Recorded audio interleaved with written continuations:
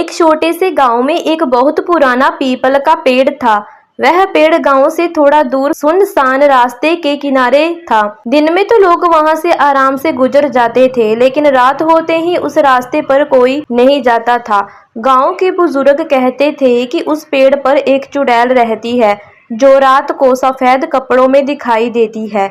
गांव के बच्चे भी उस पेड़ का नाम सुनते ही डर जाते थे।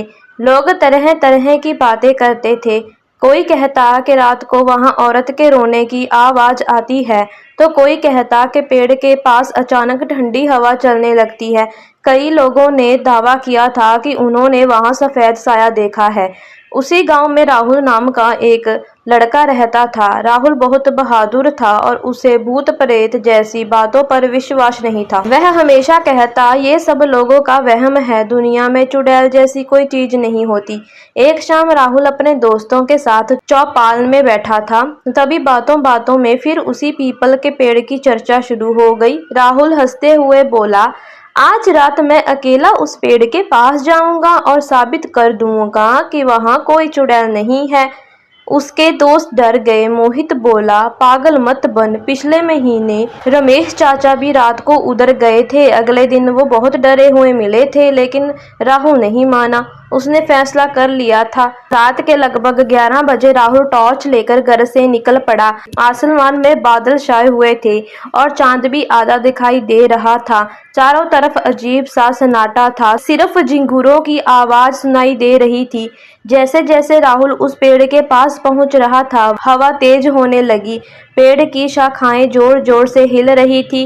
राहुल ने खुद को संभाला और आगे बढ़ता गया। अचानक उसे किसी औरत के रोने की आवाज सुनाई दी। राहुल रुक गया। उसके दिल की धड़कन तेज हो गई। उसने टॉर्च इधर उधर घुमाई, लेकिन कोई दिखाई नहीं दिया। फिर अचानक पेड़ के पीछे से सफेद कपड़ों में एक औरत निकली। उसके लंबे बाल चेहरे पर फैले हुए थे। वह धीरे धीरे राहुल की तरफ बढ़ने लगी। राहुल के हाथ कांपने लगे। पहली बार उसे सच में डर महसूस हुआ। उसका गला सूख गया।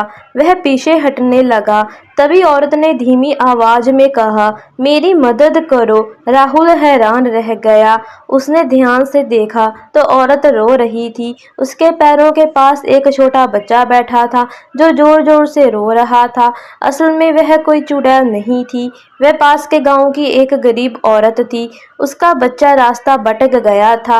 वह उसे ढूंढते ढूंढते यहाँ आ गई थी। रात के अंधेरे और सफेद कपड़ों की वजह से लोग उसे चुड़ैल समझ लेते थे। राहुल को अपनी गलती का एहसास हुआ। उसने औरत को पानी दिया और बच्चे को शांत कराया। अगले दिन राहुल ने पूरे गांव को सच्चाई बताई। पहले तो किसी ने विश्वास नहीं किया, लेकिन बाद में वह औरत खुद गांव में आई और सबको धन्यवाद कहा। उस दिन के बाद लोगों का डर खत्म हो गया।